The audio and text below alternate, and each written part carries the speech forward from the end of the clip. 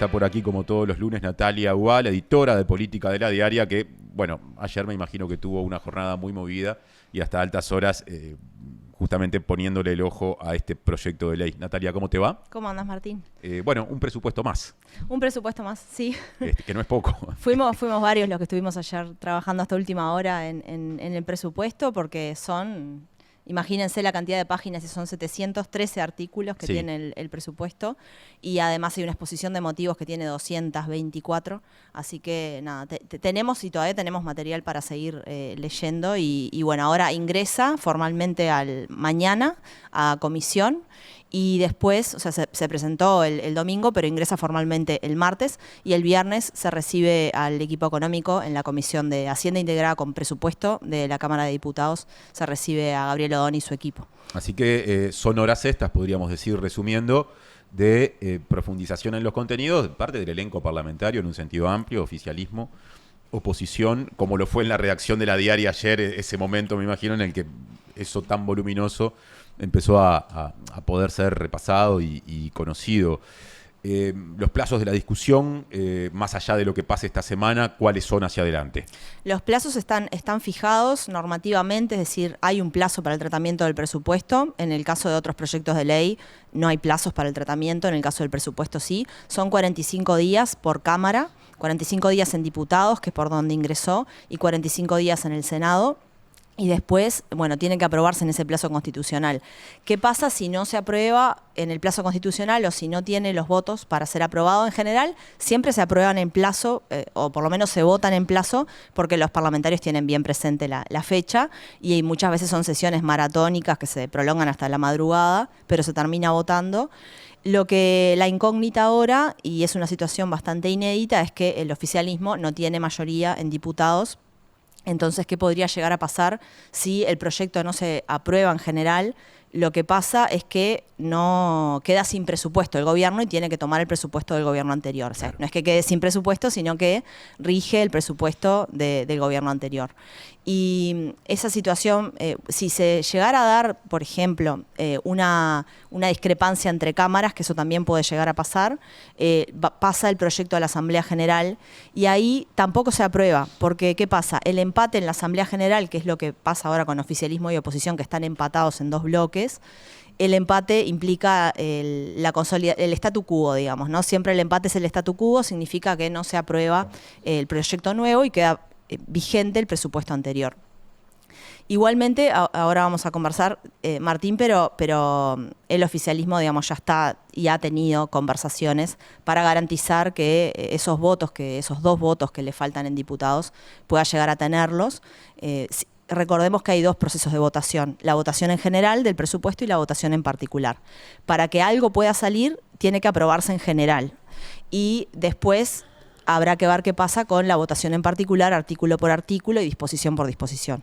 Cuando se trata de avanzar hacia las posibilidades políticas, ¿no? Finalmente lo que termine ocurriendo, y sabiendo entonces, o teniendo en cuenta que el oficialismo en una de las cámaras no tiene la mayoría asegurada de antemano, uno empieza a repasar distintos pronunciamientos de personas integrantes de los partidos opositores, porque en definitiva allí están quienes darán o no el voto. El Frente Amplio se sabe que los votos los va a aportar. Y yo me pregunto, cuando hago ese ejercicio, ¿con qué me quedo? Me quedo con lo que te dijo el senador Andrés Ojeda, secretario general del Partido Colorado, en la entrevista que se publicó en La Diaria de fin de semana, por ejemplo, con una mirada muy crítica sobre todo de los cambios impositivos que son fundamentales en el proyecto de ley de presupuesto, por lo menos para los márgenes presupuestales que maneja este gobierno, o me quedo con lo que en otro nivel de peso político me dijo acá la semana pasada el diputado por Canelones del Partido Nacional, Sebastián Andújar, que se mostró muy abierto incluso a aceptar los cambios impositivos. Vos que seguramente has fuenteado con más gente, ¿qué me puedes decir con respecto a cuál de esas visiones predomina, si es que se puede sacar alguna conclusión a esta altura? Sí, ahí capaz que podemos discriminar entre lo que es la votación en general y la votación en particular, donde están los impuestos en esta última, ¿no? En la votación en general es como un visto bueno general al proyecto para que pueda tratarse en particular, como decíamos recién. Es decir, es imprescindible para que se apruebe el presupuesto, que haya votos para la votación en general. Ahí yo creo que la principal apuesta del gobierno es a los votos de cabildo abierto, más allá de lo que pueda pasar finalmente con el Partido Colorado y el Partido Nacional. Me parece que es la principal apuesta y en ese sentido recordemos que hubo una señal bastante clara del diputado Álvaro Perrone, que en una entrevista con La Diaria dijo que no era conveniente dejar, no era bueno para el país dejar a un gobierno sin su presupuesto. Y lo dijo y sin peros, digamos, ¿no? Porque después hay otros, como por ejemplo el senador del Partido Colorado, Andrés Ojeda, que en la misma entrevista que mencionabas, Martín, del sábado en La Diaria, él dice un poco lo mismo. Yo le consulté si estaba de acuerdo con esa afirmación de Perrone, y él dice, bueno, sí, estamos de acuerdo con eso, con lo de Perrone, pero bueno, hay que ver en particular qué es lo que llega, ¿no? En el caso de Perrone no fue sin peros, digamos, ¿no? Es malo dejar a un gobierno sin su presupuesto. Entonces yo creo que por ahí el oficialismo está bastante confiado en que los votos para la votación en general los tiene. Después están los puntos más polémicos y claramente el que mencionabas, Martín, de los impuestos es uno de ellos.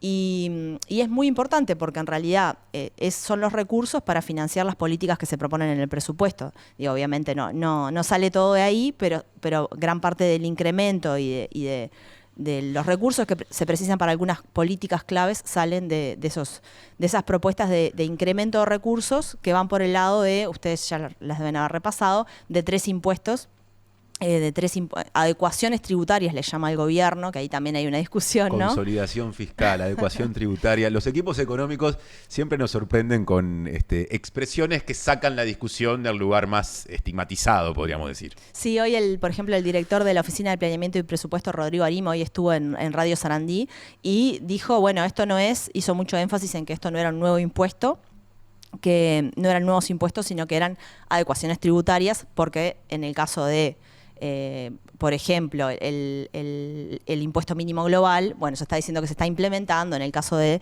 impuesto a las ganancias, a las rentas de las ganancias en el exterior, también se dice, bueno, es una adecuación porque eso ya se paga o debería haberse pagado y no se estaba pagando. Y bueno, lo más difícil de sostener capaz es el impuesto, es el IVA a las compras en el exterior como adecuación tributaria, pero bueno, se sostiene así. Y ese va a ser uno de los debates claramente en el Parlamento, porque ya salieron desde la oposición a marcarle sobre todo la contradicción entre las medidas que contenidas en el presupuesto en materia impositiva y las promesas de campaña, sobre todo el presidente Yamandu Orsi, en el debate presidencial cuando dijo que bueno, no se iban a aumentar impuestos. Ya, por ejemplo, salió hace ya varios días el ex senador del Partido Nacional y actual presidente del directorio, Álvaro Delgado, a decir que no estaban de acuerdo con la suba impositiva, el gobierno estaba incumpliendo sus promesas y básicamente el discurso de la oposición va a ir por ese lado. En el caso de Andrés Ojeda, en la entrevista de La Diaria del sábado, dijo que ellos no veía clima para que se acompañara ninguno de los impuestos propuestos. Entonces ahí nuevamente, el Partido Independiente creo que está en una posición similar. Y nuevamente el Frente Amplio va a tener que ver si consigue los votos para los impuestos de cabildo abierto. Y en ese sentido las señales son señales de apertura, digamos, ¿no? No hay una oposición ni al impuesto mínimo global, de hecho Perrone creo que ha dicho que lo ve con buenos ojos, ni tampoco una oposición a priori al impuesto a las rentas de las ganancias de depósitos en el exterior. Perrone todavía no tiene una postura, no la ha manifestado, pero bueno, habrá que ver qué hace. Y lo de Temu, la verdad desconozco si tiene el Cabildo Abierto todavía una postura. Pero bueno, va a ser la apuesta del Frente Amplio, salvo que, por ejemplo, un sector del Partido Colorado pueda llegar a acompañar el impuesto a Temu, ¿no? El impuesto a las compras en el exterior. ¿Hay alguna señal en ese sentido? Y bueno, han sido algunos legisladores del Partido Colorado han sido críticos con el impacto que está teniendo en la industria nacional, en los importadores locales y en los comercios, la cuestión de la emergencia de Temu y la llegada de Temu al país. Por ese lado, bueno, habrá que ver cuál es la posición. Yo estimo, si arriesgo un pronóstico, Martín, de que ni el Partido Nacional, ni el Partido Colorado, ni el Partido Independiente van a acompañar estas adecuaciones tributarias, como las llama el gobierno. Y bueno, habrá que ver qué hace Cabildo Abierto, porque es una parte muy importante del presupuesto esa, ¿no? A mí, de ese avance hacia lo que podría pasar, lo que más me llamaría la atención es lo vinculado al impuesto mínimo global. El nombre técnicamente es otro, porque lo que se dice desde el gobierno es que las multinacionales que empezarían a pagarlo en jurisdicción uruguaya ya lo están pagando en otros lugares. Es decir, en todo caso, Lo que está claro es que Uruguay empezaría a recaudar más y algo que hoy no recauda, pero no implicaría, según la versión del gobierno, un cambio en lo que deben pagar por concepto de impuestos esas mismas empresas. Es decir, si se diera la lógica que vos marcás, la oposición estaría eligiendo renunciar a recaudar algo que los contribuyentes ya pagan. Sí, yo no sé si es correcto, pero ayer escuché al diputado del Partido Colorado, Gabriel Gurméndez, que estuvo en Séptimo Día y después estuvimos conversando fuera del aire. Y en realidad el discurso de parte de la oposición apunta a que este impuesto, si bien es una implementación de un impuesto que ya existe, cuando se dice, bueno, pero en realidad si no lo paga en Uruguay, lo paga en otras jurisdicciones. Bueno, él decía que en realidad no es tan así, que no todas las jurisdicciones se paga ese impuesto y que las empresas puede ser como un desestímulo el hecho de que tengan que pagar en Uruguay ese impuesto y que pueden llegar a migrar a otros países por ese motivo. Eso es lo que él decía. Yo desconozco técnicamente si eso es correcto o no, pero bueno, va a ir un poco por ahí la argumentación de la oposición al impuesto mínimo global. No, es una punta interesante ese, porque aparte me imagino que esa discusión muy técnica, en general cerrada a un núcleo pequeño de personas que son especialistas en ese asunto, se va a hacer pública en los próximos días cuando empiece el trabajo en comisión, así que por lo menos llegamos hasta ahí. Un par de elementos más sobre el cierre, Natalia. Más allá de que vos marcaste cuál puede ser un poco la hoja de ruta del gobierno al buscar los votos, que a priori no tiene asegurados, ¿qué importancia le das a la posibilidad de articular, incluso dentro de las bancadas de los partidos principales de oposición, Nacional y Colorado, particularmente del Partido Nacional, con diputados, sobre todo del interior, en un contexto de buen relacionamiento entre el Poder Ejecutivo y el Congreso de Intendentes? Sí, yo creo que hay un montón de disposiciones del presupuesto que van a ser acompañadas, me arriesgo a decir que por unanimidad por el Parlamento, porque hay muchas disposiciones que tienen que ver con beneficios sociales, con ampliar la matriz de protección social, todo lo que es el bono crianza, el bono escolar, las becas educativas. Es decir, es muy difícil que los partidos políticos voten en contra de eso. Entonces, todo ese yo creo que un gran porcentaje del presupuesto en la votación en particular es muy probable que la acompañen todos los partidos políticos. Después, yo soy un poco más escéptica respecto a que pueda haber divergencias, por ejemplo, en esto que decíamos de los impuestos a la interna del Partido Nacional y el Partido Colorado, pero bueno, habrá que ver si la negociación, digamos, el mano a mano de Orsi, el secretario de la Presidencia, con diputados departamentales puede tener algún resultado en la aprobación de alguna medida que, por ejemplo, los partidos Nacional y Colorado no apoyen. Eso, la verdad, todavía es como muy prematuro para arriesgar eso, y en realidad se han comportado de manera bastante homogénea, digamos. No ha habido muchas disidencias, por lo menos hasta ahora, y en esos partidos. Bueno, habrá que ver qué pasa ahora en la discusión presupuestal, pero sí también es algo interesante para observar, ¿no? Hasta qué punto se logra quebrar no solamente la coalición, que ya en los hechos, digamos, el propio Parrone dice que no existe la coalición, ¿no? Cabildo Abierto está en una postura como incluso en esta negociación presupuestal, Cabildo Abierto no se va a sumar al ámbito de coordinación de la coalición, digamos, va a actuar de manera autónoma. Entonces, la coalición ya como tal, la gobernante, no existe, pero hay que ver hasta qué punto logra el oficialismo quebrar la interna dentro de los partidos, ¿no? Y bueno, eso va a ser otra cosa interesante para mirar. Ahí sumo dos elementos. Uno que lo menciona Ojeda en la entrevista que le hiciste, porque vos se lo preguntás, esto de que la coalición haya construido un ámbito de coordinación, no tengo del todo claro si a nivel parlamentario en general o en el Senado en particular, pero es claramente, y más a las puertas de un proyecto de ley de presupuesto y de su análisis, un dato fuerte que puede volver más complejo para el oficialismo buscar excepciones que le den votos que a priori en determinadas situaciones no estarían.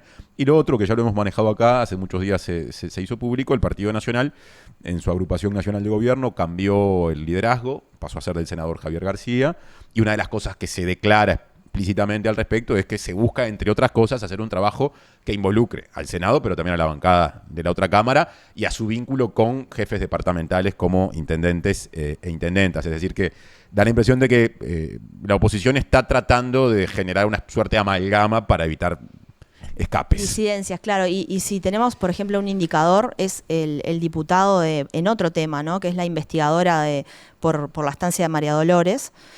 Hay un diputado del Partido Nacional, Rodríguez Junter, que había dicho que en realidad él estaba de acuerdo con la estancia de María Dolores. Es el diputado del departamento de Florida. El departamento de Florida, y él ahora dijo que iba a votar la investigadora. Entonces ahí tenemos una señal de que, bueno, era el único diputado que uno podía llegar a decir capaz que disiente con su partido, pero sin embargo no van a votar de manera homogénea. Y así diría yo que se han comportado el Partido Colorado y el Partido Nacional en general, salvo con temas como, por ejemplo, no sé, la eutanasia, que son temas como de otro calibre, que no es tan núcleo duro de lo político partidario, sino que tiene más que ver con disposiciones de la agenda de derechos y cuestiones así, o cuando en su momento la despenalización del aborto, esos temas que son transversales, que en realidad tenés gente de distintos partidos apoyándolos y en contra. En ese tipo de temas sí, obviamente hay disidencias, pero los temas más duros, en general, se han comportado de manera bastante homogénea las bancadas del Partido Colorado, del Partido Nacional y el Partido Independiente también.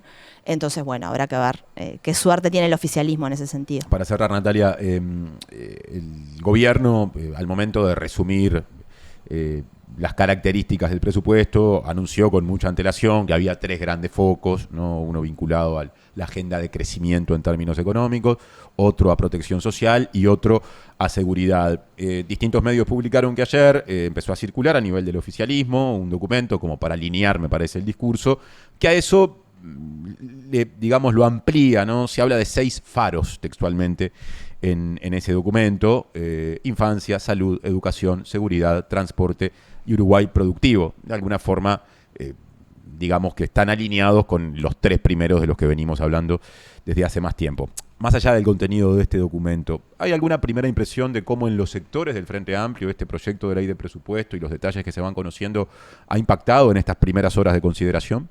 Sí, yo no tengo información porque ya estuvimos muy concentrados en el texto del presupuesto. Sabemos que hubo una presentación como todos sabemos, a la bancada el sábado, y hoy tenemos la visita de Gabriel Odón, el ministro de Economía, y el secretario de la Presidencia, Alejandro Sánchez, van a ir a la mesa política. Capaz que ahí tenemos algún datito más de cómo lo tomaron los sectores. Sabemos que hay sectores dentro del Frente Amplio que están promoviendo que se generen más mecanismos para obtención de recursos, como por ejemplo el impuesto al 1%, y que eso se va a plantear a nivel de la discusión presupuestal, y seguramente haya un reclamo, por ejemplo, imagino yo, ¿no?, proyectando, de mayores recursos para la educación. La Universidad de la República tiene un presupuesto asignado que es muchísimo más bajo del que esperaba, entonces eso seguramente, si uno mira las discusiones históricas, ¿no?, que ha tenido el Frente Amplio a la interna, presupuestales, la educación ha sido como uno de los temas que ha obtenido más recursos en la discusión parlamentaria a instancias de la bancada del Frente Amplio, a veces hasta incluso de otros partidos, ¿no? Entonces me parece que por ahí quizás haya 2 puntos que van a estar planteados en la discusión interna, pero bueno, todavía es demasiado pronto, ni siquiera he visto repercusiones de senadores de distintos sectores del Frente Amplio a este proyecto.